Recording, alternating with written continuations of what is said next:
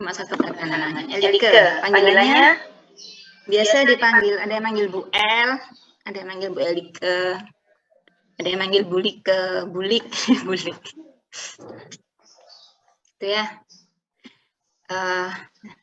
Saya ada di minat kesehatan lingkungan. Jadi di FKM itu ada 7 peminatan, salah satunya keseling. Saya ini namanya ada Bu Globila. Ini Bu Globila ini yang membuat PPT ini awalnya. Kemudian saya modifikasi. Jadi akhirnya nama kami berdua ada di PPT-nya. Di Bu Globila dan saya. Keseling part 1, kasih judul Bu Iken Keseling part 1, karena memang ada part 2 ya. Kalau dipaksakan hari ini selesai, mungkin bisa, tapi takutnya ngetril gitu loh. Ngomongnya cepet banget gitu, malah nggak optimal gitu. Malah nggak ada yang masuk. Apa yang masuk? Apa tadi ya gitu, nggak kerekam saking cepetnya. Mbak Jihan minta tolong kucingnya. Ci.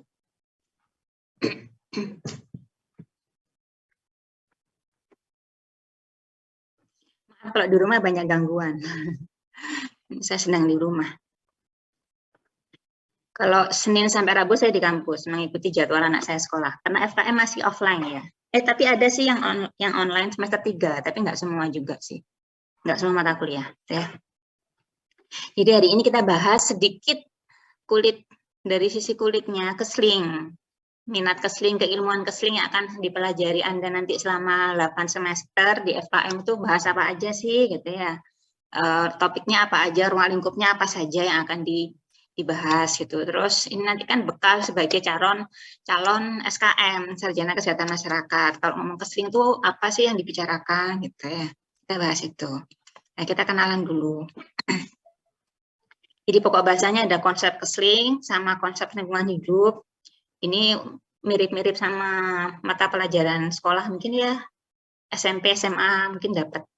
Hubungan manusia dan lingkungan. Mbak Jihan. Maaf ya, kucing saya naik-naik.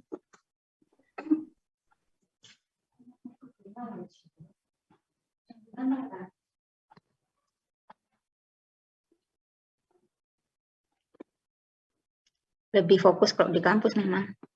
Tuh. Kemudian pencemaran lingkungan, kan sering dengar mungkin ya pencemaran. Ini sudah terjadi pencemaran. Ini pencemaran air. Apa sih indikatornya? Bisakah hanya menurut perasaan gitu misalnya? Perasaan saya ini sudah terjadi pencemaran ini perasaan. Susah kalau menurut perasaan ya. Nanti soal yakin nggak yakin gitu, atau mungkin ngerjain soal perasaan saya merasa bisa mengerjakan Bu. Ini ngerjakannya pakai perasaan apa pakai gitu ya. Susah kalau pakai perasaan ya. Subjektif soalnya. Ya. Kalau mau lingkungan tuh nggak subjektif sama sekali sebenarnya. Jadi lebih ke objektif dan standarnya pasti enak gitu loh. Yang pasti-pasti aja kalau ngomong lingkungan tuh. Jadi nggak bisa menurut si A ini pencemaran, menurut si B ini enggak gitu, nggak akan terjadi karena kita punya standar. Ya. Kemudian yang terakhir, bahas tentang penyakit berbasis lingkungan. Maksudnya berbasis itu apa? Penyakit-penyakit yang penularannya atau penyakit-penyakit yang sumbernya bisa jadi atau faktor risikonya itu berasal dari lingkungan gitu. Jadi bukan hanya faktor orangnya, misalnya orangnya sehat-sehat aja gitu. Tapi kalau lingkungannya banyak debu di mana-mana, terus kayak musim COVID sekarang ya banyak virus berterbangan di mana-mana, terus orangnya nggak pakai masker, kira-kira bisa sakit nggak gitu ya. Kita bahas itu penyakit-penyakit berbasis lingkungan. Kan ada penyakit yang berbasis, misalnya ada yang secara istilahnya keturunan, ada yang kan yang gitu ya. Secara keturunan ada apa misalnya? Ada keturunan atau bakat penyakit jantung. Terus dia nggak jaga gaya hidup, nah, seperti itu bisa nanti itu bisa ikut menderita penyakit jantung keturunannya. Tapi kalau lingkungan itu bukan penyakit yang diturunkan gitu ya. Bukan keturunan tapi lebih ke faktor eksternal. Ada sih internal. Internal itu maksudnya sistem biologis kita. Kita kalau kondisi drop itu kan mudah sakit ya. Mungkin awalnya paparannya antara 2 orang itu sama-sama rumahnya pinggir jalan, sama-sama sering kena debu. Tapi karena yang satu itu kondisinya sedang kecapean misalnya, yang satu masih fit, bisa jadi yang capek tadi akan mudah sakit, batuk-batuk lah apa gitu ya. Kalau yang kondisinya fit, ya fit-fit aja nggak masalah. Jadi ada faktor daya tahan tubuh istilahnya, faktor dari dalam diri manusianya itu sendiri ya, orangnya.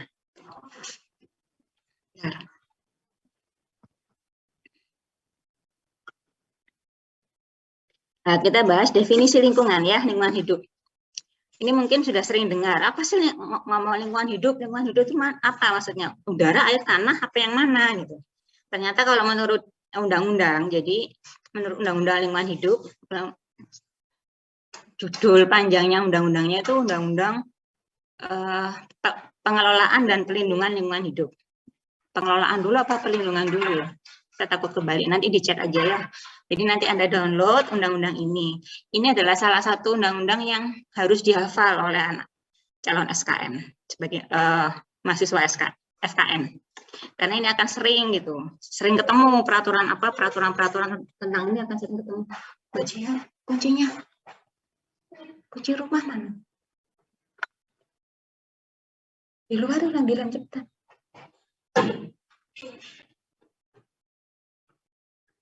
Gak ada loh kunci rumahnya, Ci, ya, bilang dulu.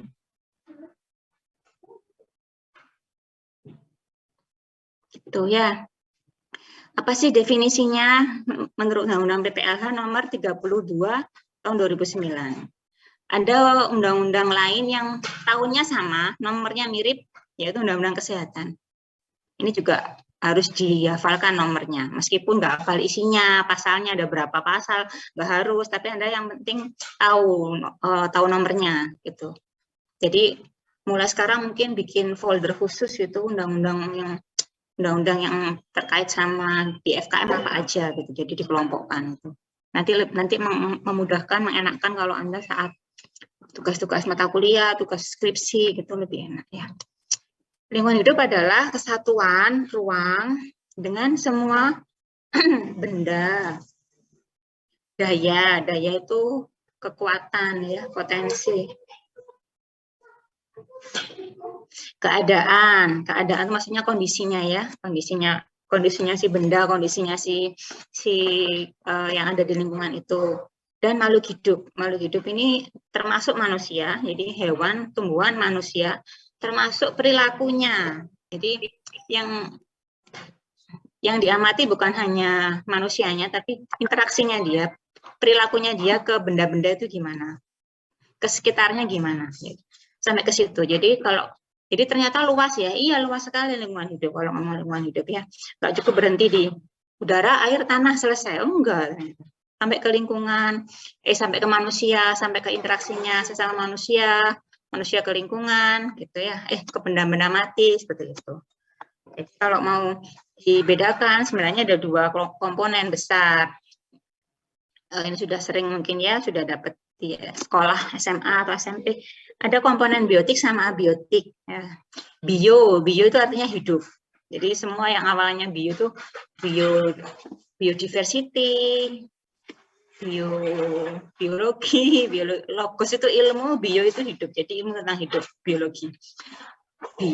Biotik berarti komponen yang hidup. Komponen hidup ini bisa yang tampak, bisa juga yang kecil. Jadi nggak hanya terpaku sama yang besar-besar, misalnya hewan, tumbuhan, manusia. Sudah, enggak, ada mikroorganisme ya. Jadi yang kecil-kecil itu masuk juga, itu biotik. Yang abiotik apa? Apa ya, benda mati apa gitu kepikiran. Masa meja kursi, bukan itu, maksudnya lebih ke ya. Komponen-komponen yang ada dalam seperti nutrien seperti itu ya, apa ya, energi, gas, air sekitar kita, gitu. Komponen abiotik gitu ya.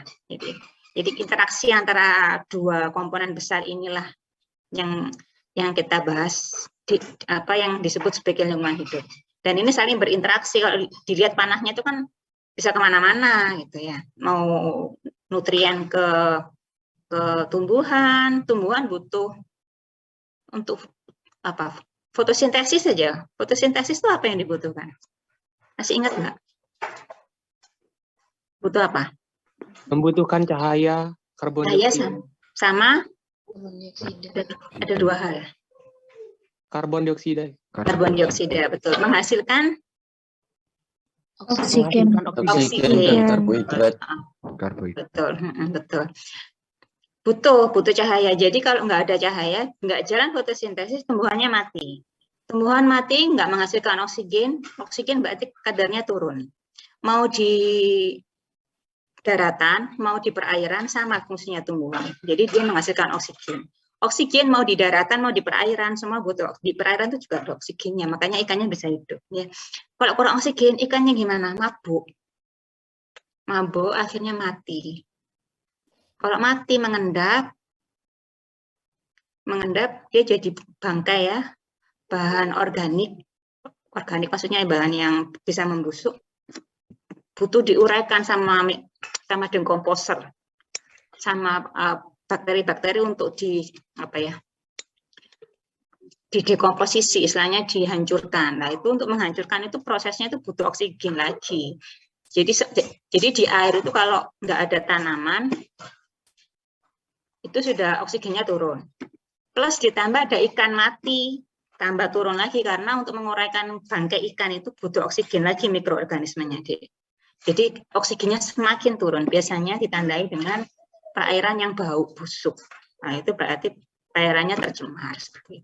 Itu enggak secara kualitasnya buruk, gitu ya. Itu jadi bisa dirunut kok sebenarnya. Kalau ngomong lingkungan tuh yang apa ya? Terus yang normal gimana? Yuk ikannya berenang dengan baik, sinar matahari bisa masuk. Gitu. Jadi enggak di air, enggak di daratan, sinar matahari itu sangat penting ya. Tuh. Terus ini apa lagi? Gas CO2. CO2 kesannya kayak gas buangan, gas sisa, gitu. Tapi ternyata penting ya, iya penting. Gitu. Enggak yang apa terus apa ya? Ya dalam kadar tertentu enggak apa-apa, enggak masalah. Dia bermanfaat. Tapi kalau melebihi baku mutu, segala sesuatu hal yang berlebihan ternyata memang enggak baik. Bukan hanya untuk kesehatan, tapi juga untuk lingkungan. Gitu. Lingkungannya juga rusak. Ya sama CO2 sama CO2 terlalu banyak. Sekarang ini yang kita rasakan ini pemanasan global. Tahu ya, gas rumah kaca, greenhouse gases gitu ya, greenhouse effect, bahasa Inggrisnya aja sih, pemanasan global, gas rumah kaca, menimbulkan efek rumah kaca. Jadi buminya seperti rumah untuk budidaya tanaman anggrek misalnya. Jadi rumahnya dibangun dari kaca yang supaya suhunya tetap stabil hangat. Nah, buminya seperti itu. Kita makanya hangat. Hangat efeknya bukan hangat terus malah enak, enggak. Nanti kita bahas di belakang ya. Efeknya apa sih global warming? Kemana-mana ngomongnya. Iya memang. Kesling itu ngomongin semuanya. Kalau kata dosen saya dulu, orang Kesling itu harus tahu semuanya, Dik. Pertanyaan dosen saya itu aneh-aneh gitu. Ditanya jagung jantan apa tandanya, jagung betina apa, lele ada berapa macam jenis, aneh-aneh pertanyaannya gitu. Kalau nggak tahu disuruh nyari tahu, PR ya gitu. Nanti minggu depan ketemu ditanyain lagi gimana sudah dapat gitu. Katanya orang Kesling harus tahu semua gitu. Ya seperti ya karena emang lingkupnya banyak ya, sekali Kesling. Nah, sekarang kita ke pengertian Kesling, kesehatan lingkungan. Kalau tadi lingkungan hidup aja. Ini hampir sama ya. Jadi Kesling itu ilmunya mempelajari hubungan timbal balik antara manusia dengan lingkungan yang mempengaruhi, ini bedanya mungkin, derajat kesehatan masyarakat. Oke.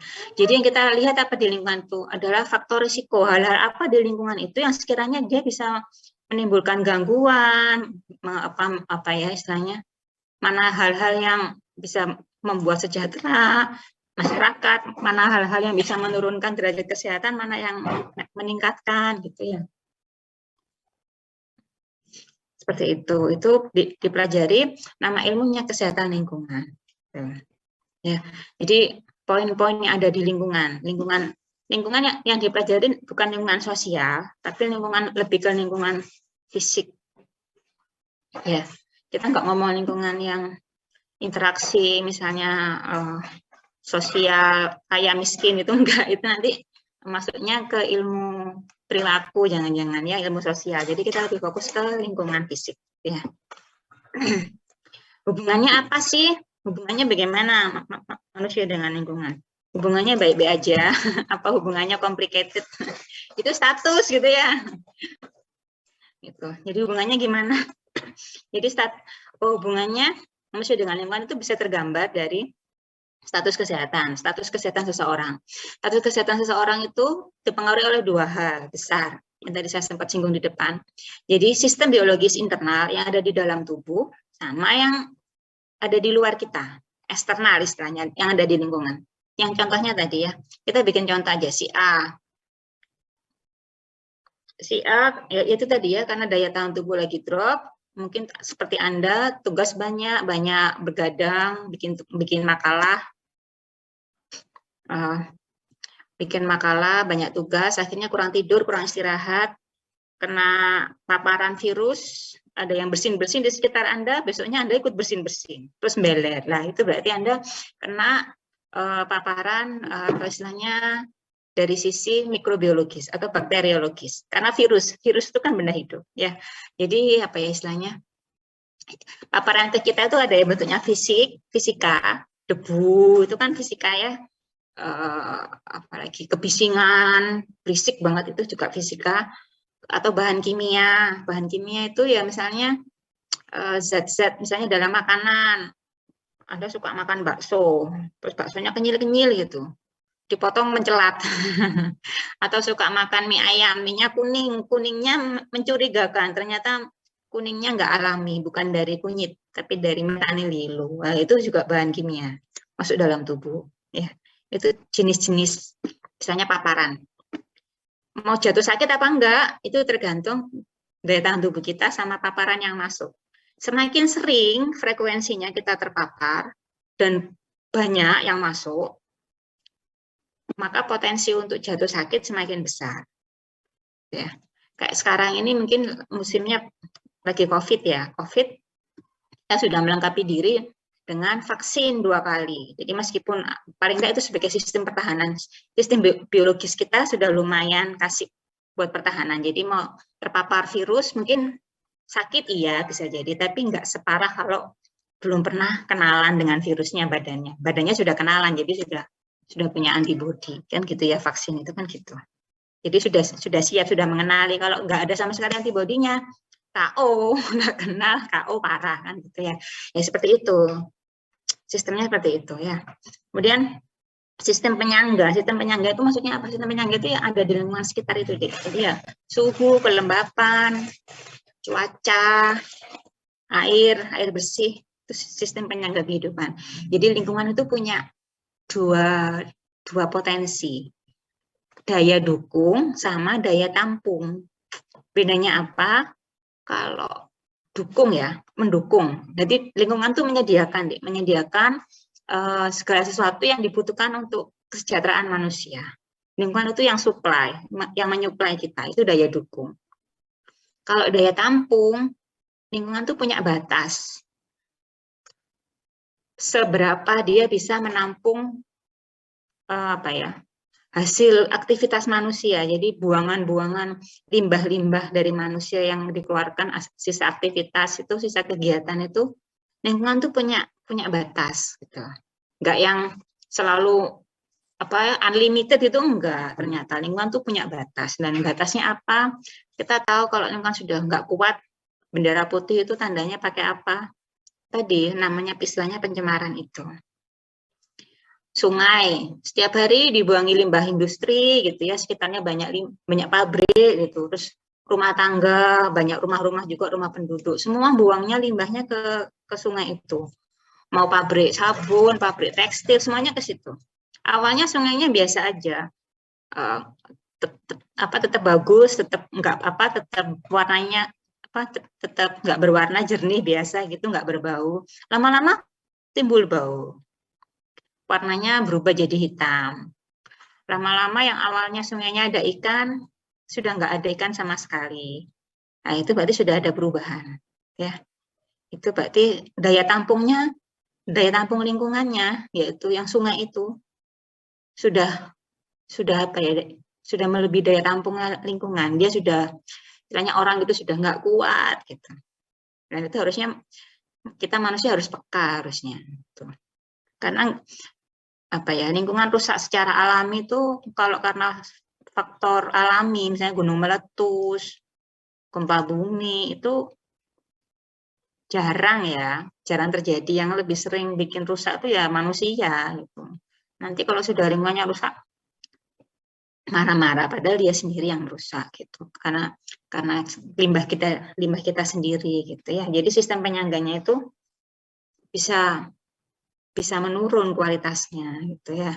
Karena manusia pasti beraktivitas. Kita dorongan dari dalam diri, lapar gitu. Pasti kan bergerak ya. Kan nggak mungkin Anda lapar terus diem aja gitu. Nanti kan hilang sendiri laparnya gitu kan, enggak. Pasti Anda bergerak. Entah itu Anda masak atau Anda beli atau tinggal ngambil di dapur, tapi pasti setelah itu, setelah kegiatan itu ada limbah ya. Anda nanti misalnya sudah posisi kuliahnya offline, luring di Jember, mungkin ada yang kos. Mbak Cian, copin chargernya enggak tahu. Beli nasi bungkus, paling enggak minimal ada sampahnya. Apa sampah yang dihasilkan? Limbahnya. Nasi bungkus. Kertas lilin, Ibu. Minyak. Styrofoam. Bungkus makanannya ya, mau pakai styrofoam, mau pakai kertas minyak, pasti dibuang. Atau kreseknya sekalian, dapat kresek kecil untuk bungkusnya, pasti dibuang.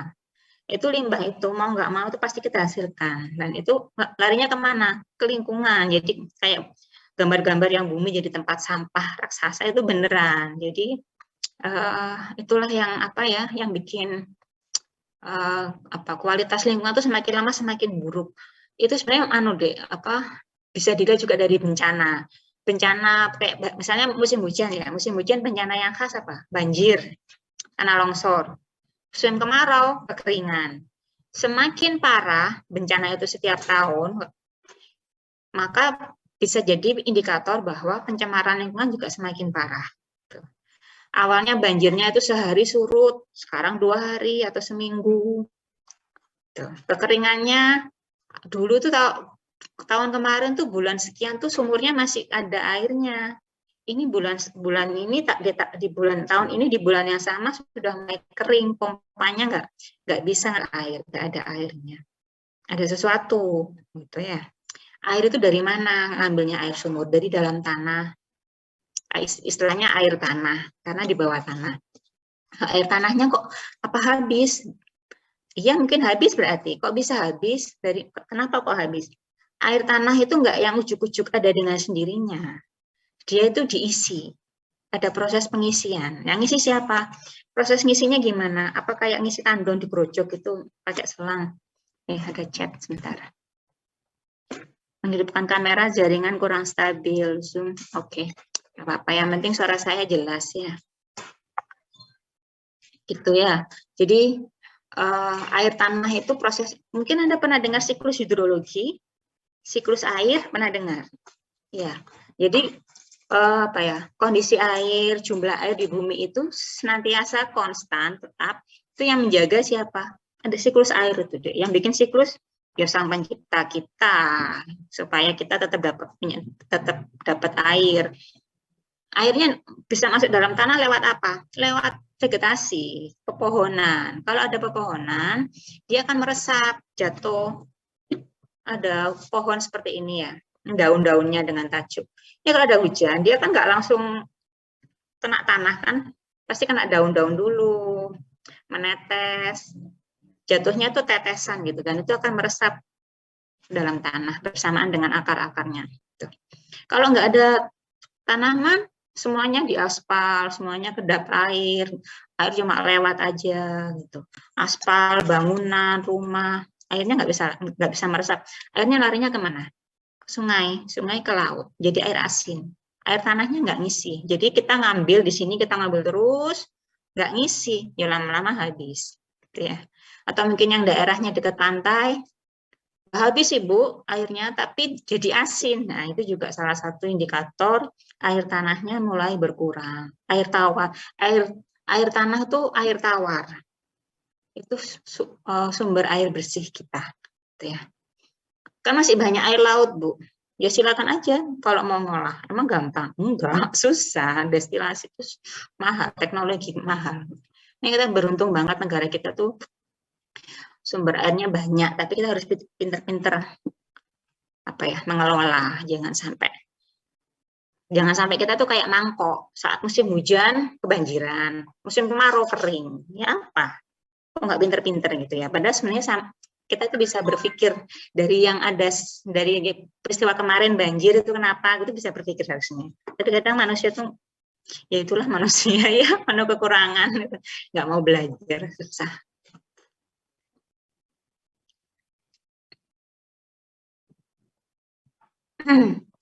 Jadi ini saling terkait ya, sistem penyangga, si suhu, gas-gas yang dari abiotik itu dihasilkan, bukan dihasilkan, dia bisa terancam bahaya lingkungan. Bahaya lingkungan limbah dari mana? Dari aktivitas manusia. Ya, jadi berputar aja. Kalau pengen lingkungannya baik, bagaimana? Ya dimulai dari manusianya. Manusianya stop buang limbah sembarangan, stop buang sampah sembarangan. Gitu ya. Mulai perhatikan lingkungan, kembalikan lingkungan yang awalnya hutannya gundul, reboisasi ditanami. Yang awalnya misalnya abrasi, Bu, daerah pantai rumah saya itu sering kena abrasi air laut gitu. Saat pasang misalnya. Kenapa kok seperti itu? Padahal dulu enggak. Ya coba apa yang berbeda dulu dengan sekarang? Oh, ternyata dulu ada mangrove, sekarang enggak ada mangrove. Berarti mulai sekarang mulai menanam mangrove lagi gitu. Kembalikan semula. Jadi ini hampir sama. Jadi sumber perubahan di lingkungan itu ada yang dikatakan ada primer, ada sekunder ya. Primer itu ada dua sumbernya, bisa dari aktivitas manusia, bisa dari aktivitas alam. Jadi secara alami memang lingkungan itu bisa berubah. Yang tadi saya sampaikan ada gunung meletus dengan mengeluarkan asap wedus gembel itu yang warnanya kehitaman itu dengan debu-debu, dengan batuan-batuan itu kan mengandung gas sulfur ya. Itu sebenarnya pencemaran sebenarnya tuh berbahaya juga, tapi masuk pencemaran apa enggak nanti kita lihat di belakang ya. Definisi pencemaran itu masuk enggak, si peristiwa alam itu masuk enggak, bisa enggak dikambing hitamkan itu, si gunung meletus itu bisa enggak dia kambing hitamkan. Ini karena gunung meletus jadi pencemaran itu bisa enggak gitu ya, nanti kita bahas. Jadi bisa dua hal. Jadi misalnya kalau aktivitas manusia apa yang menyebabkan SO2 atau SOx, cerobong asap dari pabrik. Aktivitas pabrik itu salah satu gas yang dihasilkan selain CO2 itu adalah SO, SO2, SOx, SO3 itu ya, itu bisa. Jadi dua-duanya nih jalan. Ini mengeluarkan istilahnya tuh emisi ke lingkungan ya. Ini kalau contohnya kalau saya kasih cerobong sama gunung itu berarti di udara, pencemaran udara gitu ya. Jadi dilepaskan ke udara. Lalu kemudian di udara ini terus gimana supaya hubungannya dengan manusia gimana? Manusianya istilahnya kalau pencemarnya itu ada di udara berarti masuknya ke manusia lewat pernafasan gitu ya. Istilahnya itu port di entry. Jadi jalur masuknya. Jalur masuk apa istilahnya ya? Paparan ke tubuh manusia itu ada 3 biasanya. Kulit. Jadi kontak kulit, mungkin air, mencuci tangan pakai air gini terus ininya kontak gitu ya. Jadi meresap lewat kulit atau lewat inhalasi. Pernafasan. Kalau sudah sini berarti ya dia lewat sepanjang jalur pernafasan. Ujungnya kemana? Ke paru-paru. Misalnya bapak-bapak yang kerja di industri itu ya istilahnya di pelabuhan itu gosok kapal. Sudah sekian tahun kerja akhirnya pensiun umur 55 pensiun. Enggak lama dari pensiun ternyata kedetek kanker paru. Kok bisa? Ternyata di situ ada debu gitu, entah itu asbes, entah apa atau silikosis gitu. Kok bisa? Ya itu tadi dari situ itu oleh-olehnya. Sekian tahun kerja meskipun mungkin sudah pakai APD tapi namanya debu ya. Kadang debu itu diameternya kadang lebih kecil daripada maskernya bisa jadi itu tetap bisa lolos gitu ya. Akhirnya menumpuk di paru-paru. Saat sudah usia tua, sistem biologis, fisiologis orang tua sama yang masih produktif itu kan beda ya. Sama plus si kadar pencemarnya itu sudah dalam kondisi jumlah yang cukup untuk menimbulkan gangguan klinis. Muncullah gejala klinisnya. Akhirnya diperiksa kanker paru. Ya, gitu. Jadi tergantung ada di mana si bahan pencemar itu. Kalau ada di makanan gimana? Ya mungkin bisa jadi dari ingestion, pencernaan apa? Lewat jalan makan minum. Jadi kulit, pernafasan sama saluran pencernaan, makan minum. Keracunan makanan. HP-nya mana?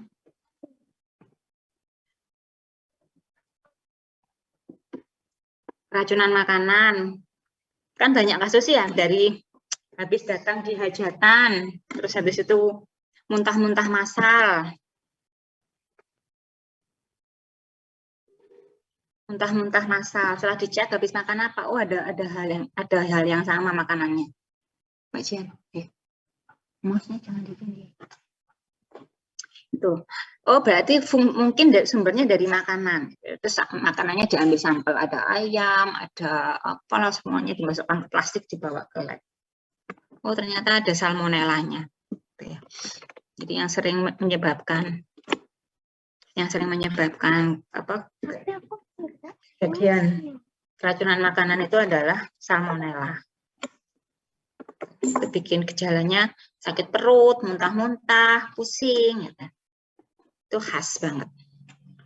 Cuma cepetan mana gejalanya, gejala klinisnya munculnya cepetan mana?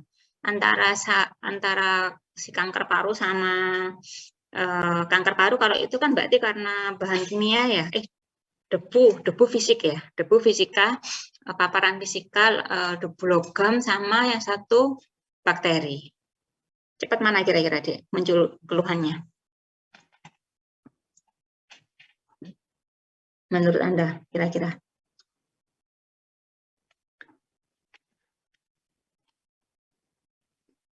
Tadi kan contohnya yang debu itu dia muncul setelah sekian tahun. Waktu bapaknya kerja di situ, di pabrik itu belum sakit, belum muncul keluhan sakit. Kalau yang keracunan makanan, hari ini makan, berapa jam kemudian langsung timbul sakit perut. Enggak lama. Cepetan yang paparan mikrobiologi, ya, paparan biologis, itu lebih cepat. Keracunan makanan itu lebih cepat, kurang dari 24 jam itu sudah muncul gejala klinisnya sudah muncul. Muntah-muntah, merah-merah misalnya, bengkak-bengkak gitu. Muntah sih biasanya. Kalau salmonella itu menyerangnya ke saluran pencernaan gitu ya. Jadi seseorang bisa kalau sudah terpapar terus bahan kimia atau misalnya polutannya sudah masuk dalam tubuh, dia akan jatuh sakit apa enggak itu yang tadi tergantung sistem biologisnya. Gitu ya. Jadi bisa jadi enggak sama, banyak hal yang mempengaruhi. Itu nanti kalau Anda pengen tahu itu tuh keilmuannya apa ya? Epidemiologi lingkungan. Jadi ada dua keilmuan. Epidemiologi itu ilmu sendiri, Kesling ilmu sendiri. Ini digabungkan jadi epidemiologi lingkungan. Nanti mempelajari itu. Semakin rumit. Enggak rumit kok, simpel. Kesling itu menyenangkan. Cuma belum kenal aja. Ruang lingkupnya apa aja Kesling? Jadi Kesling itu bicarain apa aja sih gitu. Itu ada beberapa ini ya. Yang pertama penyediaan air bersih, pengelolaan limbah, sanitasi makanan, sanitasi pemukiman, dan TTU.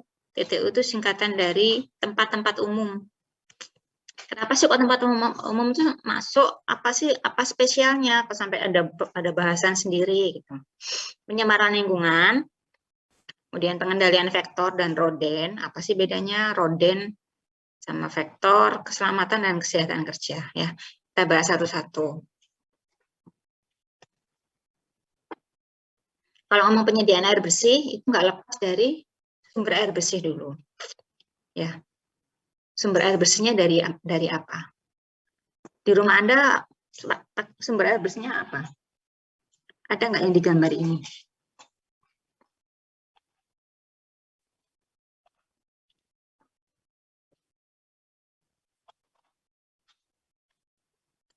Pakai apa sumber air bersih di rumah? PDAM. Pakai Sumur, sumur, Ibu. Bu, sumur. Sumurnya sumur gali apa sumur bor? Sumur gali, Ibu. Sumur gali. Sumur bor, iya. Biasanya kalau yang gali ini masih daerah pedesaan kah? Pedesaan. Kalau di perkotaan tuh sudah jarang buat sumurnya sumur gali ya. Sumur gali itu soalnya biasanya pakai istilahnya tuh bis bulat-bulat gitu. Harus ada bibir sumurnya. Itu kalau di perumahan-perumahan di perkotaan tuh jarang. Biasanya tuh yang dibuatin dari developer tuh sumurnya sumur bor. Itu ada di gambar yang kiri atas itu. Itu sumur bor. Seperti itu. Jadi tukang buat sumurnya tuh masukkan kayak alat gitu, alat bor gitu, terus nanti diganti sama paralon. Nggak ada yang yang bunder bis-bis itu nggak pakai gitu ya. Tapi sama-sama yang untuk fungsinya sama, yaitu untuk mendapatkan air bersih. Air bersih itu air tanah, dari air tanah ya. Air tanah itu adalah air yang jadi ada ini lapisan tanah, ini air, terus ini ada lapisan kedap air. Jadi air tanah, air yang diambil sama sumur kita itu biasanya adalah ada di antara itu, lapisan kedap air sama tanah. Kedap air fungsinya apa? Kedap air ini nggak bisa dilewati air. Ya. Ada lapisan seperti itu di dalam tanah. Jadi lapisan kedap air, lapisan air, tanah biasa. Di bawahnya lapisan kedap air ada air lagi nggak kira-kira? Ada. Namanya air bawah tanah. Jadi ada air tanah, ada air bawah tanah. Jadi airnya lebih dalam lagi untuk ngambilnya. Air bawah tanah ini dia ada di antara dua lapisan kedap air. Kalau air tanah yang kita ambil dari yang diambil di air untuk sumur kita, untuk Anda di sumur bor, sumur gali itu biasanya airnya di lapisan yang atas. Karena untuk mengambilnya harus pakai pompa. Ya, atau kalau sumur gali pakai timba gitu. Kalau air bawah tanah, air yang ada di dua lapisan kedap air itu kadang nggak usah dipompa, sudah keluar sendiri. Sumur artesis. Jadi bayangkan air itu terjebak di antara dua lapisan yang dia sama-sama rapat gitu ya. Terus ini ada lubang yang nusuk dari atas. Berarti kan ada tekanan, dia langsung akan keluar dengan sendirinya, nggak pakai dipompa, ya itu artesis, dan itu ada di lapisan bawah tanah. Nah, apakah air itu bisa habis? Bisa. Air bawah tanah itu bisa habis kalau kita dia nggak seimbang antara yang keluar digunakan, diambil sama pengisian. Pengisiannya mending kalau kita ngisi tandon gitu, krocok-krocok, nggak bisa. Susahnya itu deh. Air yang masuk dalam tanah itu yang nyimpen itu isinya tuh pelan gitu, melewati butiran batuan masuk dalam lapisan. Kita ngambilnya dalam jumlah langsung besar-besaran, nggak imbang. Itu susahnya itu gitu. Ya. Jadi yang kita bahas di penyediaan air bersih itu adalah air yang tawar, bukan air asin. Meskipun kan kita punya laut, Bu, laut kita luas, kita negara maritim. Bumi itu sebagian besar terdiri dari lautan, dari air. Iya, tapi airnya air asin. Ya. Air asin bukan sumber air bersih. Sumber air bersih itu adalah air tawar. Itu yang susah karena jumlahnya sedikit. Dan kadang ada yang tercemar, susah jadinya. Ya, ini macam-macam sumber air bersih. Gitu. Terus setelah bahas sumber air bersih, bahas apa lagi untuk penyediaan? Biasanya bahas kualitas air. Jadi nggak semua air itu bisa digunakan sebagai air bersih, gitu kan? Air sungai bisa nggak kira-kira? Air sungai bisa nggak deh? Bisa, Ibu. Bisa. Untuk apa?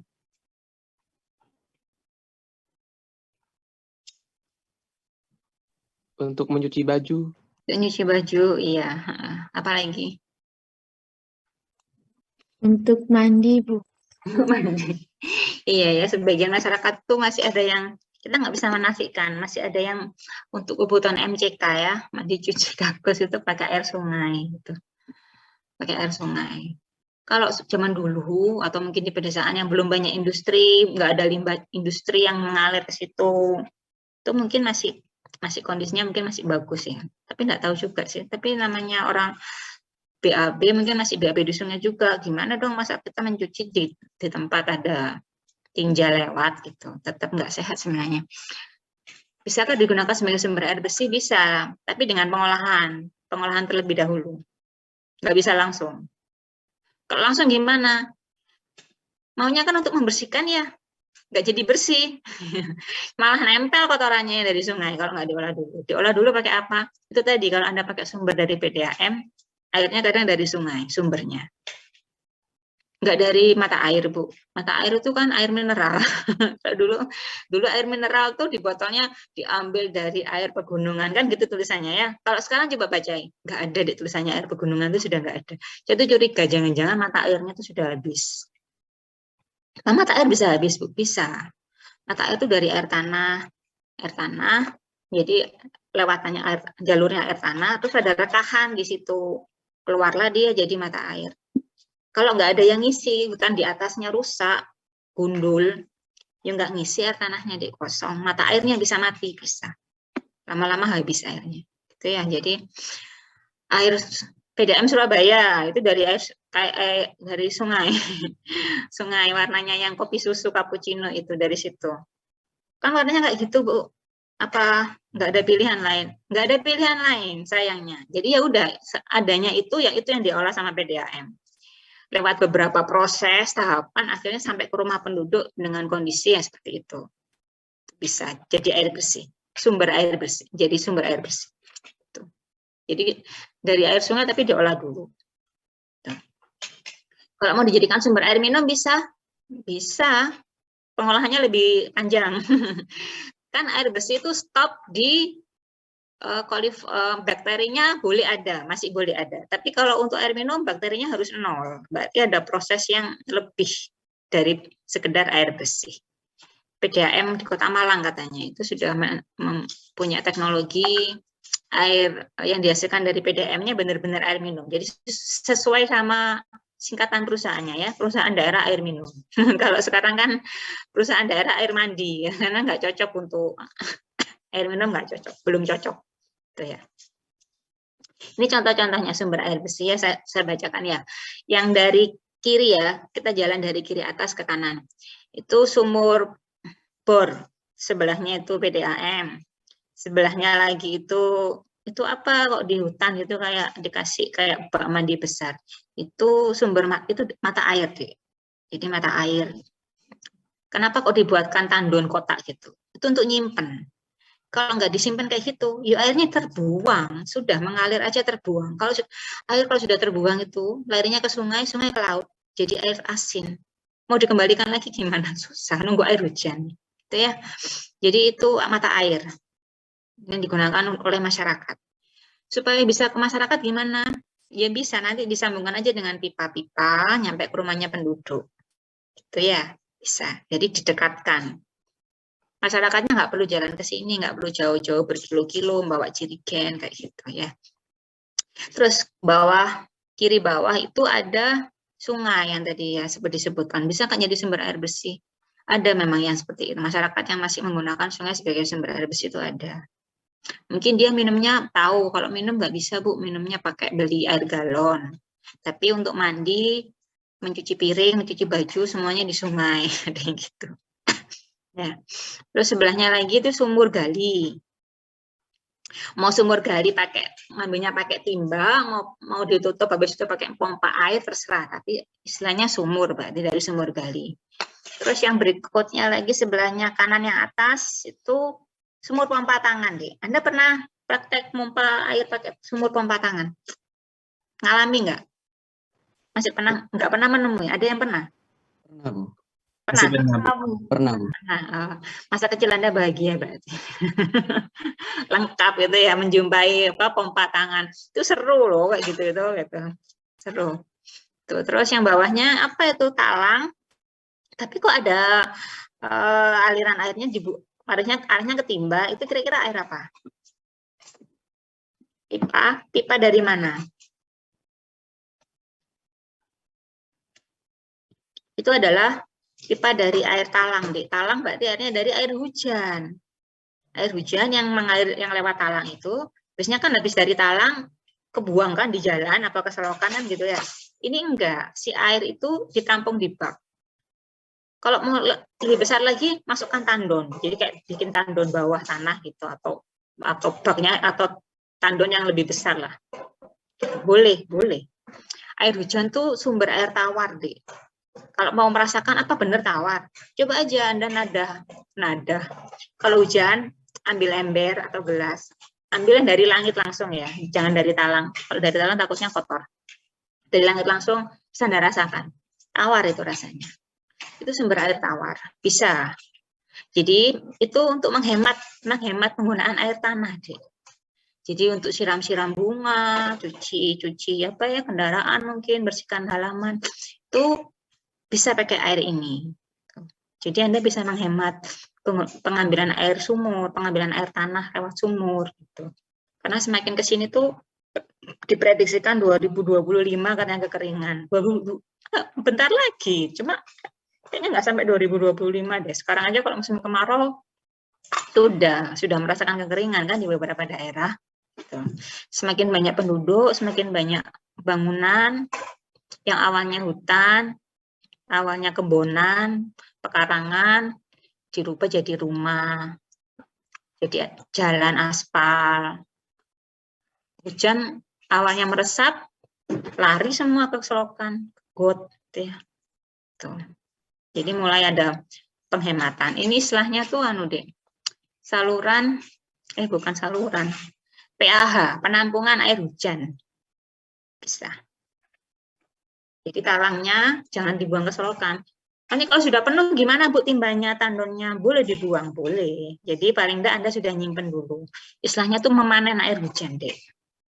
Memanen air hujan. Itu sumber air tawar besar loh itu. Apalagi kalau hujannya pas deras atau pas musim hujan yang setiap hari hujan itu sip banget itu. Ya. Itu ya. Terus kualitasnya gimana air bersih itu, yang kualitasnya gimana Dek yang dikatakan air bersih yang berkualitas? Pernah tahu? Yang baik, yang memenuhi syarat kesehatan seperti apa? Yang tidak memiliki bau. Yang tidak Memiliki bau. Tidak memiliki bau, benar. Apalagi? Tidak berasa itu. Tidak berasa, jadi nggak ada rasanya ya, nggak ada rasa besi, nggak ada rasa pahit, manis, nggak ada. Benar-benar tawar. Betul. Apalagi? Tidak berwarna. Tidak berwarna, Bu. Tidak berwarna, betul. Tidak berwarna itu bukan bening, ya. Bening itu sirup stroberi, koko pandan, kasih air itu bening, tapi dia warnanya merah, hijau gitu kan, tergantung rasanya.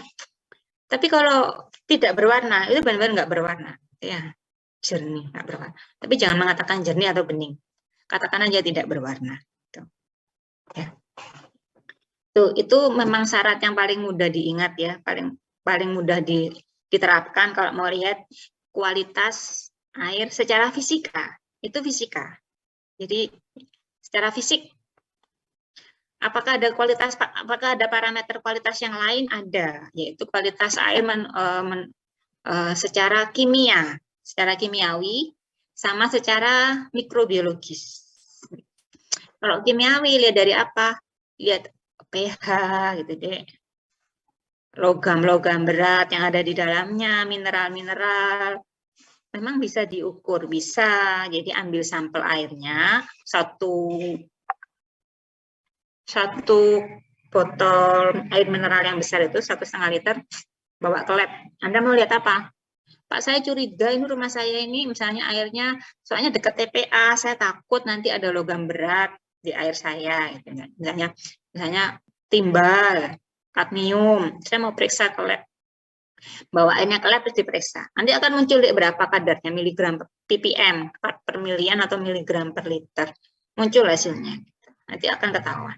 Bandingkan sama peraturan. Kadarnya angkanya berapa. Kalau di bawah angka yang di peraturan, berarti masih aman. Tapi kalau sudah melebihi angka itu, berarti sudah berbahaya. Tidak aman. Ya. Terus gimana, Bu? Ya harus dilakukan sesuatu kalau mau tetap menggunakan air itu sebagai sumber air bersih. Tapi nggak untuk minum, Bu, tapi untuk mandi sama masak. Masak sama aja. Masak nanti juga masuk dalam tubuh. Untuk mandi aja. Gitu. Mandi paling enggak kan dia kontak sama kulit. Gitu ya. Kan nggak terhirup, nggak terminum, tapi kontak sama kulit. Bisa nggak meresap? Oh, alam, nggak tahu. Tapi lebih aman kan airnya lebih baik pakai filter kah, entah nanti dikasih pengolahan apa kan gitu biasanya ya, untuk menurunkan si kadar logam itu, karena memang ada batasnya. Jadi logam-logam berat kayak timbal, merkuri itu boleh ada di air, boleh. Tapi ada batasnya, nggak boleh melebihi angka itu. Angka apa sih? Itu angka yang diperbolehkan, batas yang diperbolehkan, yang tidak menimbulkan gangguan kesehatan. Gitu. Ya. Ya, sebelum ke sini. Selain kualitas itu juga lihat kuantitas, jumlah. Berapakah jumlah kebutuhan air bersih per orang per hari?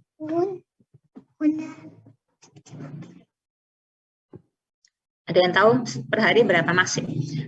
Untuk semuanya, kebutuhan semuanya air bersih.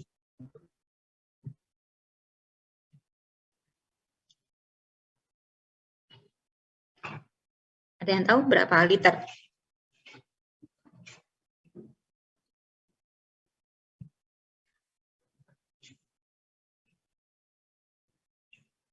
Satu orang per hari.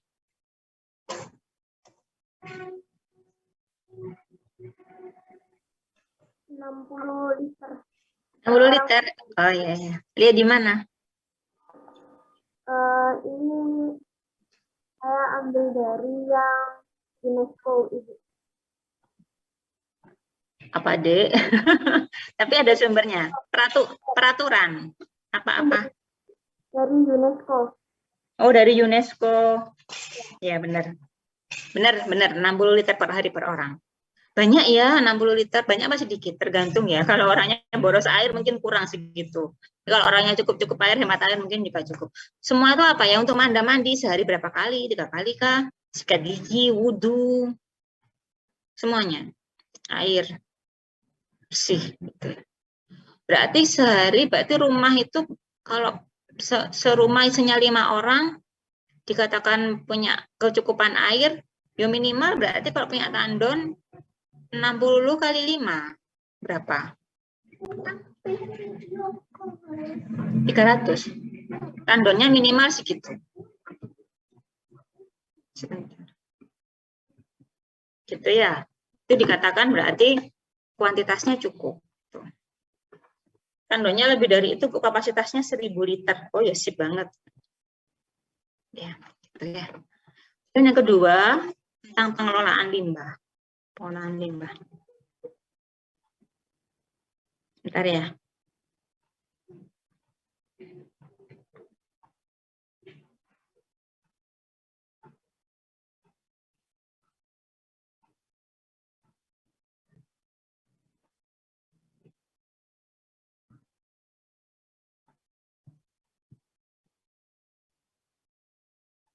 Pengelolaan limbah.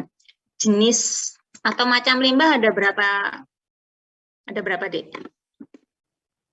Yang Anda tahu.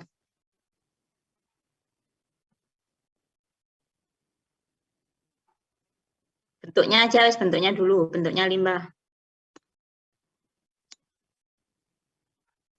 Dari sisi cair, padat, gas. Betul, ada 3 ya.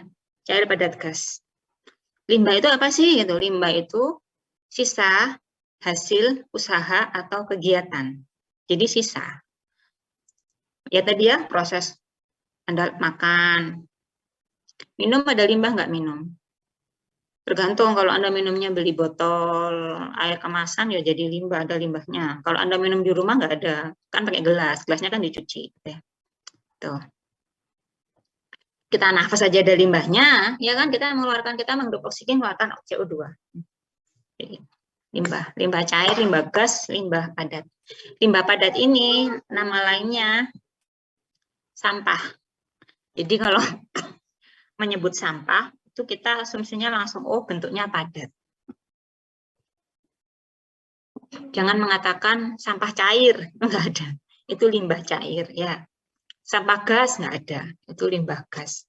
Ya, yang punya nama lain itu hanya yang padat, namanya sampah. Kita bahas yang limbah cair dulu ya. Ini contohnya, ini bisa diterapkan di mana aja.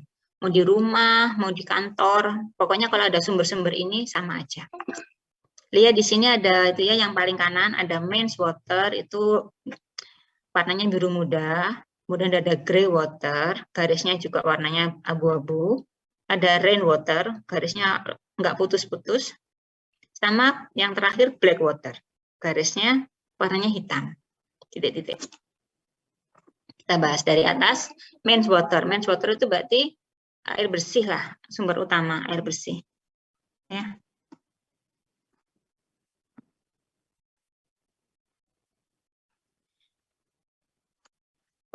Air bersih ini digunakan, air bersih ini masuk ke tandon ya, di atas ini ya. Di atas ini lewat tandon atau langsung digunakan juga bisa. Sebentar. Untuk mencuci baju, untuk mandi, untuk mencuci piring, jangan di sini. Ini wastafel, ya, untuk kebutuhan sehari-hari, air bersih. Kemudian ada ini abu-abu, grey water. Grey water itu apa? Grey water itu air yang dihasilkan oleh ini, sisa ini, tanahnya ke bawah ya. Ini sisa hasil mencuci baju, yang mengandung deterjen itu, mengandung busa-busa itu. Hasil mandi, sisa mencuci piring di dapur, ya, warnanya itu namanya grey water, ya. Masuknya kemana? Ke sini. Ini maksudnya ngapain? Ini ada treatment. Treatment itu berarti diolah. Jadi sebenarnya idealnya ya, air yang kita hasilkan dari habis mandi, cuci piring di dapur, aktivitas itu tuh nggak boleh dibuang langsung ke selokan, harusnya diolah dulu. Kenapa sih kok diolah? Itu kan mengandung deterjen, mengandung lemak, minyak, jelantah, gitu-gitu ya. Pernah nggak Anda lihat di sungai, busanya, sungai ketutup busa putih banyak gitu, pernah nggak? Di berita, saya pernah lihat itu di Cina sih waktu itu. Di Indonesia ketutup eceng gondok. Hampir sama, pencemaran semua. Itu tuh kayak gitu tuh dampaknya. Kan deterjennya sisa sedikit dari rumahmu, dari rumah tetangganya lagi banyak jadinya, nggak boleh. Makanya deterjen itu kadang kan ada tulisannya deterjen ramah lingkungan kan gitu. Maksudnya itu supaya si bahan deterjennya itu maksudnya bisa diuraikan sama bakteri mikroorganisme yang ada di lingkungan. Jadi dia tidak mencemari, maksudnya gitu ya. Jadi sekarang kan semuanya yang ramah lingkungan. Maksudnya lingkungan itu bisa mengolah, bisa mendegradasi lingkungannya. Nyari yang seperti itu bahan-bahan. Ya. Jadi ada treatment. Gitu. Loh ini kok ada panah lagi ke sini, masuk lagi ke sini. Gimana maksudnya ini, Bu? Ini maksudnya hasil pengolahan yang di sini, Dek. Itu air grey water-nya itu bisa digunakan lagi. Bisa digunakan lagi untuk menyiram tanaman, untuk jadi air untuk nyiram tinja di WC, itu pakai air pengolahan dari grey water ini. Bisa, Bu, bisa. Di Surabaya itu sudah menerapkan ini. Jadi rumah di Surabaya itu kan di gang-gang kecil gitu ya, gang-gang kecil rumahnya ada hadapan itu, hanya cukup untuk satu motor lewat, dituntun lagi. Nah itu di bawahnya pavingnya itu loh, itu ada instalasi pengolahan air limbahnya. Jadi air kotornya grey water dari rumah-rumah itu masuk ke situ, terus diolah sedemikian rupa, terus naik lagi, bisa dipompa ke atas lagi, bisa untuk nyiram ini. Gunanya apa? Ya menghemat air tawar, menghemat air tanah yang di sumur tadi. Surabaya itu kondisinya sudah dalam air tanahnya katanya sudah sudah mulai berkurang. Makanya yang daerahnya yang dekat-dekat pantai, yang daerah Kenjeran, Tambak Sumur, Sidoarjo itu airnya sudah mulai payau sumurnya, gitu ya. Jadi air tanahnya, air tanah itu air tawar sebenarnya. Kok jadi payau, Bu? Berarti kan ada air laut yang masuk. Iya, air lautnya sudah mulai masuk. Jadi air tanah yang di dalam tanah itu tawar itu kalau pengambilannya terlalu banyak, ini kan kosong ya. Air lautnya masuk ngisi. Makanya airnya payau. Kecampuran air laut ngisi dia, ada ruang kosong masuk. Gitu. Namanya peristiwanya intrusi air laut, ya, masuk. Gitu. Jadi hati-hati. Jadi katanya saya pernah baca itu Surabaya itu sudah membatasi kedalaman sumur, nggak boleh bikin sumur lebih dari 10 meter. Gitu. Karena kalau semakin dalam, berarti kan menjangkau airnya lebih dalam lagi, lebih banyak, lebih akhirnya ngambil yang bawah. Padahal air itu adalah penyangga bumi. Nanti semakin banyak itu, jadi sudah dibatasi, nggak boleh terlalu dalam sumurnya. Kalau di Jember ini masih alhamdulillah masih bisa. Tetangga saya kalau bikin sumur 21 meter gitu deh, dalam-dalam. Di Surabaya nggak bisa airnya ya gitu. Itu ya, balik sini ya. Ada rainwater. Rainwater ini air hujan. Air hujan ini lewat talang. Tadi masuk ke tandon tadi, masuk ke timba penampungan air hujan. Dia diolah, bisa digunakan untuk ini, mencuci baju. Ini bisa ini. Tuh. Kalau takutkan abu airnya nanti pH-nya asam, hujan asam. Mungkin ada industri apa enggak di sekitarnya. Kalau nggak ada industri, ya insya Allah bukan hujan asam, hujan biasa, pH-nya netral. Bisa digunakan untuk mencuci baju ya di sini. Terus sampai jam berapa? 8.40. Itu ya, bisa di sini. Terus black water, ini ada panah, Dek. Panahnya dari WC. Jadi tinja air pipis, kalau pipisnya di WC, itu masuknya namanya airnya adalah black water. Apakah airnya hitam? Pipisnya kan nggak hitam, Bu, kuning. Tinjanya warnanya nggak hitam juga, tinjanya warnanya coklat. Maksudnya hitam itu apa? Anda pernah nggak, Dek? Pernah ketemu mobil sedot tinja? Pernah lihat? Ada yang pernah lihat? Pernah tahu prosesnya atau tahu yang masuk ke dalam itunya, yang disedot kayak apa bentuknya? Nggak tahu. Cari tahu ya. Lewat YouTube apa lewat gitu. Biar tahu. Penting itu. Si tinja Anda itu setelah bertahun-tahun itu kayak apa jadinya? Larinya kemana? Harus tahu. Warnanya itu sudah jadi hitam, Dek. Di septic tank itu sudah nggak coklat. Jadi biasanya orang manggil sedot tinja itu karena penuh ya septic tanknya ya. Penuh, panggil sedot tinja. Dibuka, masukkan anunya, sedot. Sudah jadi lumpur. Kayak lumpur warnanya hitam. Makanya namanya black water. Saya pernah naik motor, di belakangnya mobil sedot tinja. Kayaknya habis nyedot karena ada tetesan-tetesan di bagian belakang itu. Ya warnanya hitam. Nah, orang kayak itu truknya nggak ada tulisannya sedot tinja, mungkin saya nggak tahu juga kalau itu tinja. Tapi berhubung ada tulisannya, jadi tahu, oh ini tinja gitu ya. Istilahnya tuh lumpur tinja. Jadi di TPA itu, Dek, biasanya itu selain ada tempat pembuangan sampah, di situ ada IPLT, instalasi pengolahan lumpur tinja. Jadi yang tinja yang disedot sama truk itu, mobil itu tuh buangnya ke situ. Nanti di situ diolah sedemikian rupa supaya tidak mencemari lingkungan. Tuh. Memang tinja mencemari. Tinja 1 gram tinja, Anda tahu 1 gram? 1 gram itu kalau emas antam itu kecil sekali, 1 kotak kecil. Itu 1 gram tinja itu berapa juta virus, bakteri, parasit, telur cacing, nggak kelihatan. Tuh. Memang bakteri berbahaya, bahaya patogen, menyebabkan penyakit. Orang hepatitis, di tinjanya mengandung virus hepatitis. Orang sangat sakit tipes, tinjanya mengandung bakteri tipes, salmonella tipi. Nggak boleh dibuang sembarangan. Makanya orang BAB di sungai, BAB di kebonan, BAB kayak kucing gitu dipakai buat lubang terus diuruk lagi, itu nggak boleh. Tinja itu harus dibuang ke jamban, dari jamban larinya ke septic tank, harus punya septic tank. Kalau orang Jawa bilangnya sapi tank. Septic tank, ya, septic tanknya tangki septic rapat, ya, harus ke situ pembuangannya, itu yang aman gitu. Nanti kalau penuh disedot. Jadi warnanya itu hitam, black water gitu ya. Jadi yang grey water diolah, ini ya treatment, diolah bisa dipakai lagi. Jadi recycle, airnya di recycle, air limbahnya. Yang treatment ini bisa di recycle enggak, Bu?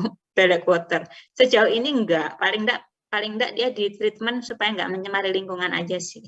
Tapi yang untuk digunakan ulang jadi apa enggak ada. Gitu ya. Ini limbah cair. Jadi tinja itu masuk limbah cair, meskipun bentuknya padat. Maksudnya ke limbah cair. Kalau limbah padat gimana? Kalau bisa melaksanakan prinsip recycle 3R ya, reduce, reuse, recycle. Reduce itu mengurangi. Jadi kalau bukan mau menghasilkan sampah ya, mau melakukan sesuatu, dipikir kira-kira ada limbahnya nggak ya gitu. Mau ke Indomaret, aku butuh nggak ya gitu, bawa tas sendiri. Kalau Indomaret gratis tasnya, kalau Alfa bayar 200 sampai hafal saya gitu ya. Atau perlu nggak kira-kira beli saset gitu. Tapi sekarang itu masih belum ada, di Jember belum ada, ya. Adanya di Jakarta. Jadi di Jakarta itu di perusahaan besar kayak apa Unilever ya. Itu dia itu punya pegawai yang keliling, mobil keliling, dia bawa isi ulang produknya. Jadi kayak pewangi, apa macam-macam itu. Misalnya sabun cuci piring gitu tuh. Keliling nanti dari rumah ke rumah, jadi nggak perlu beli saset yang 1 liter lah, yang 500 mili. Saset itu akan jadi sampah. Kita itu apa ya, produk-produk kemasan saset, mas-mas yang minum kopi saset, apapun mereknya, itu tuh menambah volume sampah, jumlah sampah sebenarnya. Yang baik gimana? Yuk beli kopi 1 kilo aja, satu wadah besar nggak apa-apa, sampahnya cuma 1. Tapi kalau saset satu numpuk banyak. Jadi si Unilever itu keliling, nanti kalau misalnya saya butuh, deterjen cair saya habis, dan sudah saya siapkan jerigen 5 liter, diisikan sama orangnya. Jadi saya nggak perlu ke Indomaret beli isi ulang yang bungkusnya saset. Itu plastiknya jadi sampah. Ya kayak gitu. Ini kalau atau mungkin ada bank sampah di lingkungan Anda, itu lebih bagus. Jadi yang organik dibuat kompos, yang anorganik dimasukkan bank sampah. Bank sampah. Namanya juga bank, jadi di situ ada teller, ada nasabah. Tellernya siapa? Ya masyarakat juga. Dapat uang dari mana? Dari sampah yang dihasilkan, ditimbang nanti, Dek. Yang penting Anda bisa loh jadi inisiator bank sampah. Tuh, kalau Anda punya kenalan pengepul sampah, itu yang tukang menghargai sampah itu, sampahnya dihargai. Sampah kertas polos, 1 kilo berapa, sampah koran 1 kilo berapa, sampah botol plastik 1 kilo berapa. Anda ajak kerjasama, Anda bagian yang mengumpulkan orang di masyarakat, Anda berarti jadi inisiator bank sampah. Tuh, asal sudah bersih, misalnya botolnya sudah dibersihkan, kertasnya dibeda-bedakan. Timbang aja, ada bukunya. Bu Sri, hari ini nimbang kertas koran berapa kilo, nanti tiap 3 bulan uangnya bisa diambil. Itu ada suatu daerah yang bank sampahnya sistemnya bagus, jalan manajemennya bagus. Uangnya itu bisa untuk mengcover biaya kesehatan, Dek. Jadi kayak askes gitu, asuransi kesehatan. Bermanfaat banget gitu ya. Hari gini bermanfaat banget gitu. Tuh, seperti itu ya. Mbak Jihan ditutup itu.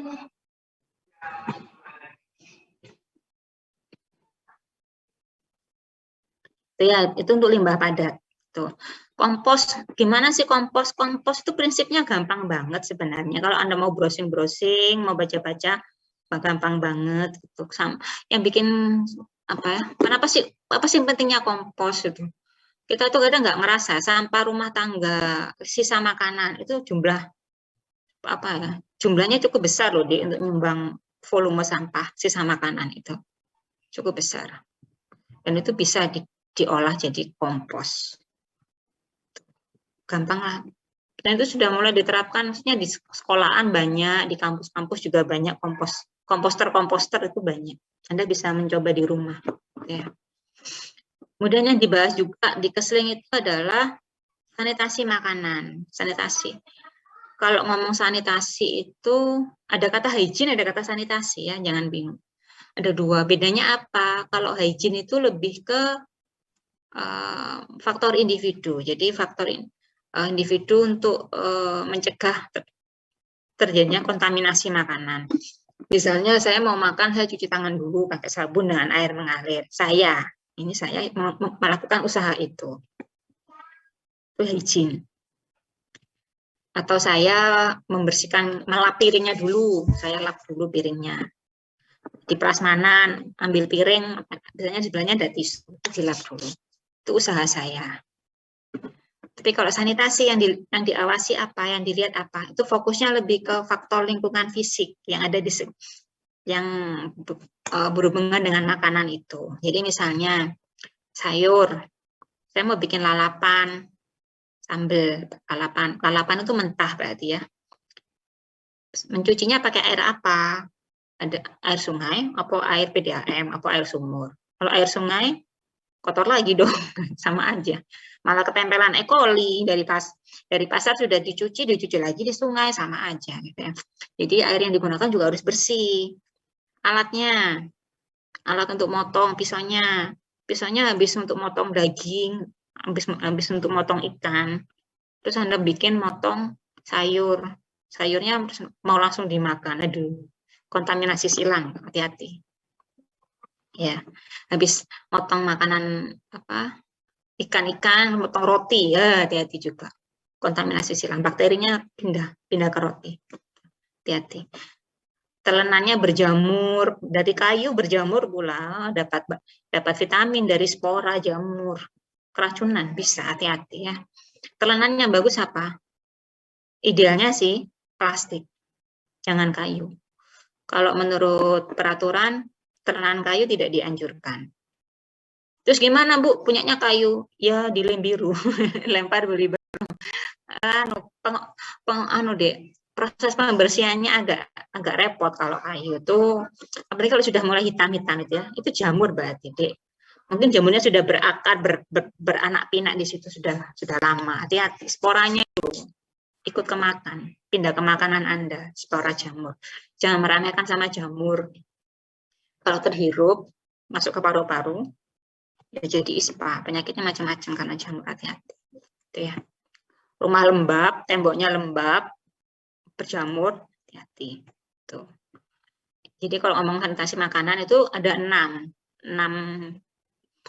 tahapan. Di sini lajur makanan atau istilahnya itu 6 prinsip hygiene sanitasi makanan. Maksudnya apa? Itu melihat makanan prosesnya, Dik. Mulai dari awal sampai siap di atas meja mau kita makan. Jadi mulai dari pemilihan bahan makanan. Kemudian penyimpanan bahan makanan.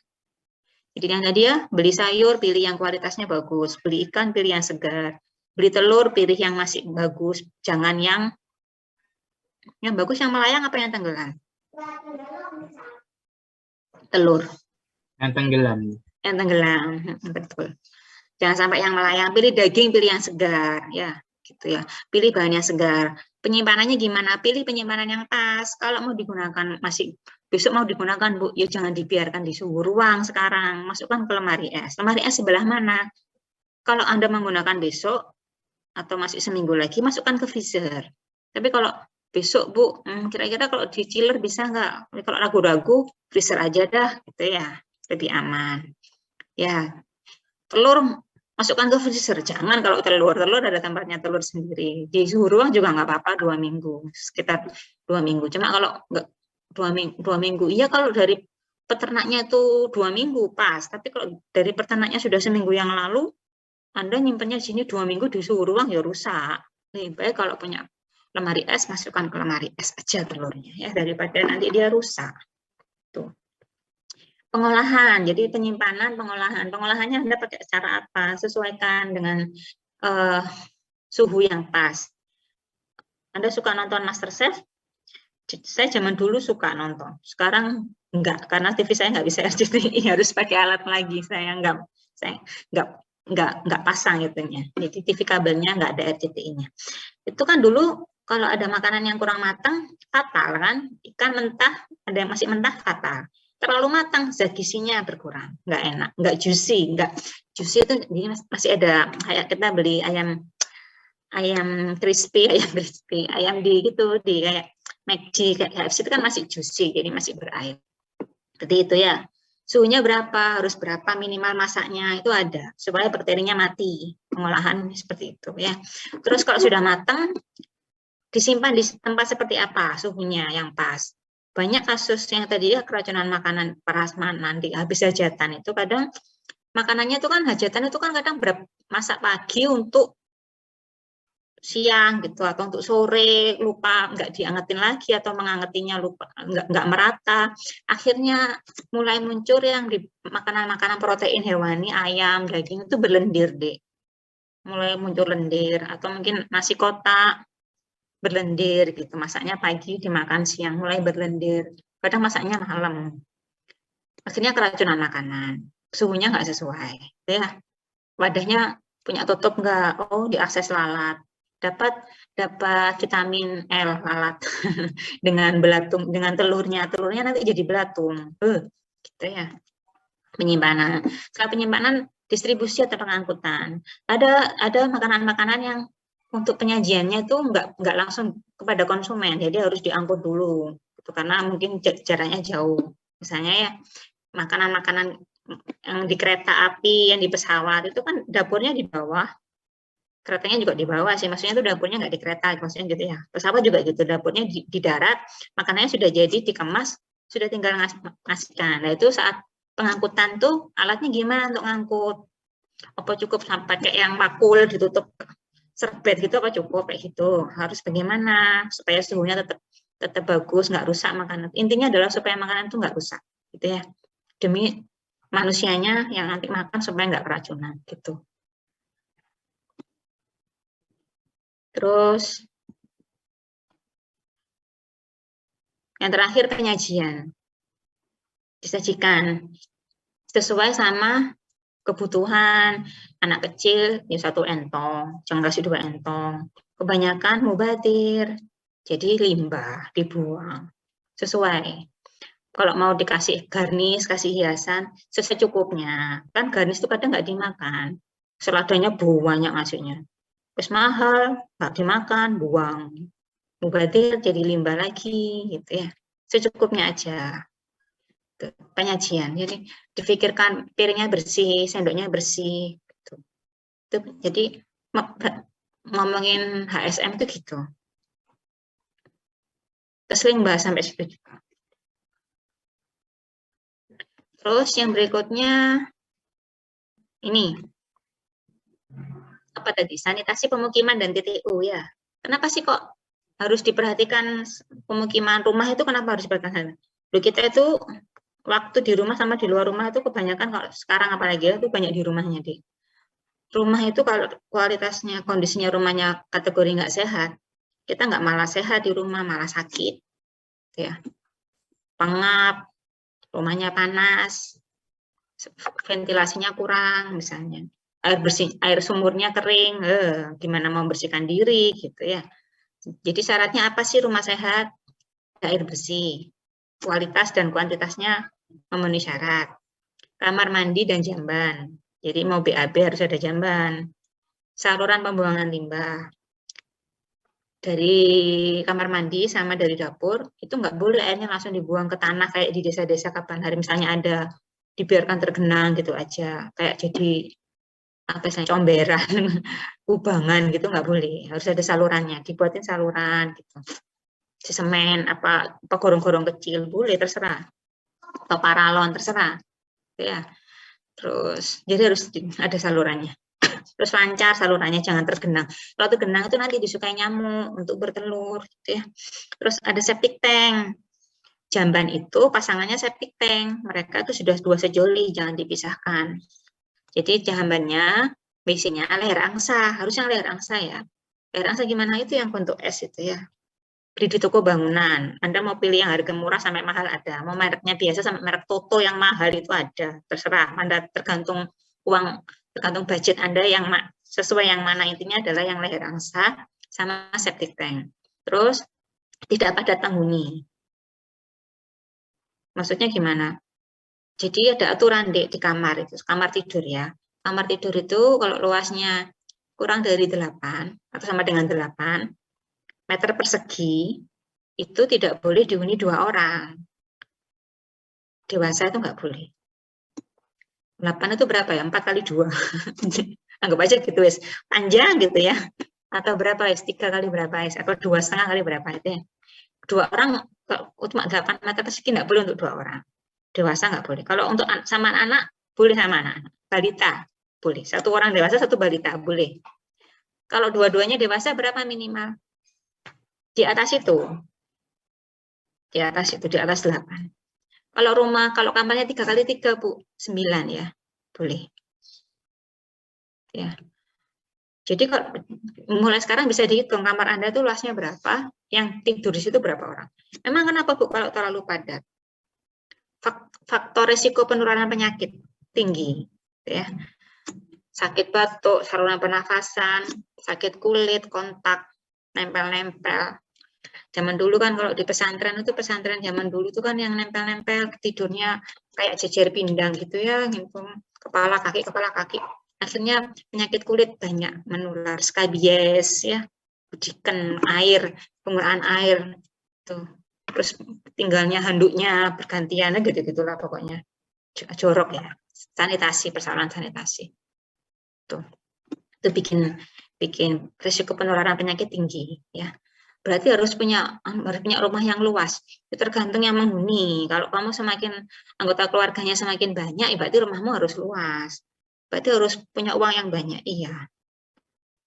Memang mahal. Bikin rumah yang sehat itu sebenarnya nggak mahal sih, tapi yang penting ini tadi ya, punya jamban, septic tank, ventilasi pencahayaan deh. Ventilasi itu gunanya untuk pertukaran udara. Dapatnya dari mana? Jendela dibuka. Kalau nggak mau buka, kamu nggak dapat pertukaran udara. Ya, tetap aja rumah panas, nggak tukar. Harus dibuka jendelanya. Pencahayaan dapat dari mana? Jendela yang kaca, buka selambungnya, buka tirainya, supaya sinar matahari itu masuk. Sinar matahari itu musuhnya bakteri, musuhnya mikroorganisme. Mati. Kalau rumahnya pengap, ventilasinya kurang, pencahayaannya kurang, gelap, remang-remang, disukai jamur, nyamuk suka juga, gitu ya.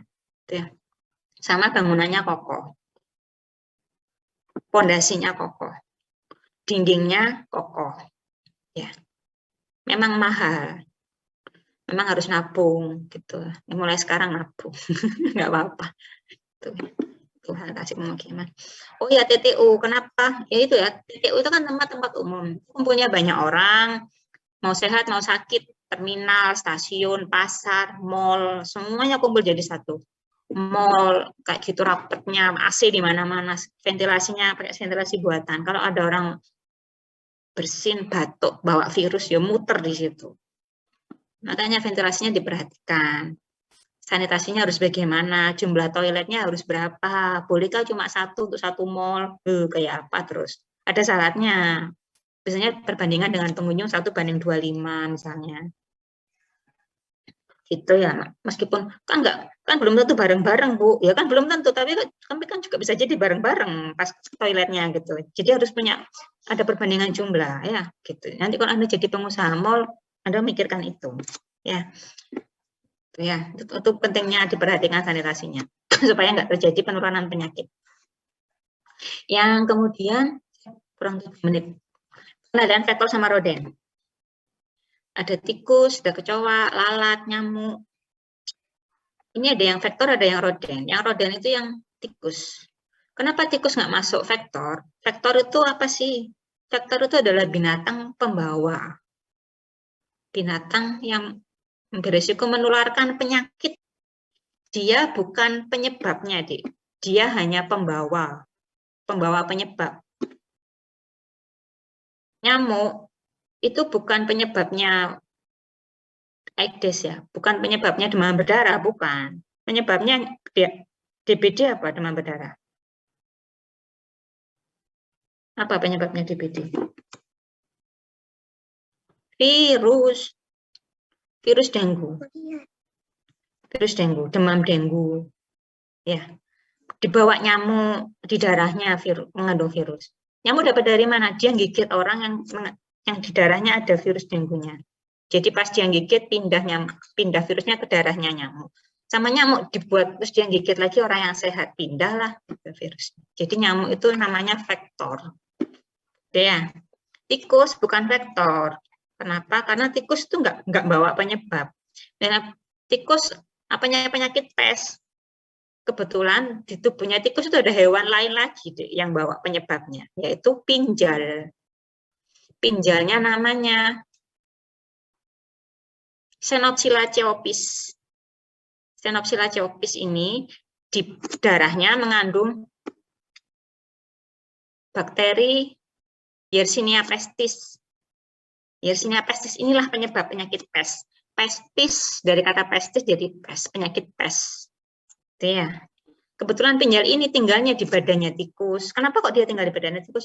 Dia mengambil darah, mengambil makannya dengan mengisap darahnya tikus. Gitu, kebetulan gitu. Jadi akhirnya ya apa? Akhirnya yang diburu tikusnya. Karena pinjal kecil, pinjalnya kan di dalam tikus. Terus gimana, Bu? Tikusnya diburu, terus disisir, dibuat pingsan, terus disisir, dicek ada pinjalnya enggak. Pinjalnya ini yang dites deh. Dia membawa bakteri itu enggak. Jadi akhirnya tikus itu sebagai binatang yang berhubungan dengan penyakit pes. Jadi yang diburu atau indikatornya dari tikusnya. Gitu. Apa ada tikus yang nggak bawa pinjal penyakit pes? Ada juga. Gitu ya. Tapi kan kita nggak tahu, harus ditangkap dulu tikusnya. Tangkap dulu, diambil pinjalnya. Kalau punya pinjalnya diperiksa. Ada bakteri Yersinia pestisnya apa enggak? Gitu ya. Yang terakhir, untuk hari ini, minggu depan nyambung lagi. Yang sama keseling adalah K3, kesehatan dan keselamatan kerja. Lihat apanya? Ini misalnya ada industri. Kenapa sih industri itu harus jauh dari pemukiman? Dia harus dikelilingi lahan hijau. Istilahnya itu sabu hijau. Dia harus punya itu, green barrier itu harus ada. Untuk apa? Ya untuk menahan asapnya. Asap itu kan bawa angin, paling enggak kalau dia jauh dari pemukiman, dia tidak mencemari lingkungan pemukiman, gitu kan ya. Limbah-limbahnya juga terolah, enggak langsung dibuang ke dekat sungai kemudian dekat sumur warga kan gitu. Terus ada persyaratan untuk pendirian industri, rumah sakit besar, industri semen besar. Banyak kasus mungkin ya pernah Anda baca ya, atau Anda lihat di televisi, industri semen, pabrik semen apa bermasalah dengan AMDAL, nggak dapat izin dari masyarakat, di demo masyarakat. AMDAL itu penting. Salah satu yang harus dilengkapi adalah AMDAL. Analisis mengenai dampak lingkungan. Ini dia ngapain? Dia itu AMDAL itu memperkirakan kira-kira ada dampak nggak saat pembangunan dan setelah pembangunan. Apa yang terjadi, prosesnya apa aja, itu yang dibahas di situ. Langkah-langkahnya perusahaan apa untuk mengantisipasinya. Limbah cairmu mau buang kemana, limbah padatmu mau apain, di situ semua tertulis. Kalau pengen perusahaannya lolos, bisa berdiri, AMDAL-nya harus lolos. AMDAL bisa direkayasa, bisa ya namanya manusia ya, ada yang oknum-oknum gitu, diloloskan, padahal sebenarnya nggak lolos. Akhirnya kemudian hari terjadi pencemaran lingkungan, masyarakatnya demo, gitu.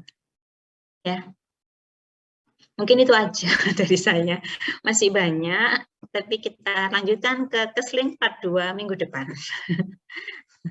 Kalau ada pertanyaan, disimpan aja ya. Ditulis dulu, nggak apa-apa. Minggu depan ditanyain. Kita diskusinya minggu depan aja. Insya Allah waktunya lebih cukup. Kalau minggu sekarang nggak cukup, gitu. Mohon maaf. Oh, sudah lengkap ini 50. Belum, ini 49. 50 ini dengan saya. Ada satu orang yang nggak ikut Zoom berarti. Apa yang tadi itu ya? Bermasalah sinyalnya. Tuh, ntar saya cek. Dasar IKM. Oh iya, 49. Siapa yang nggak masuk? Cocok sama presensi, ada satu orang yang nggak masuk. Baik, mungkin itu aja ya dari saya. Terima kasih banyak. Semoga yang sedikit ini bisa bermanfaat. Sampai ketemu minggu depan. Minggu depan semoga bisa berdiskusi. Jadi yang masih mengganjal bisa ditanyakan. Ya, saya akhiri.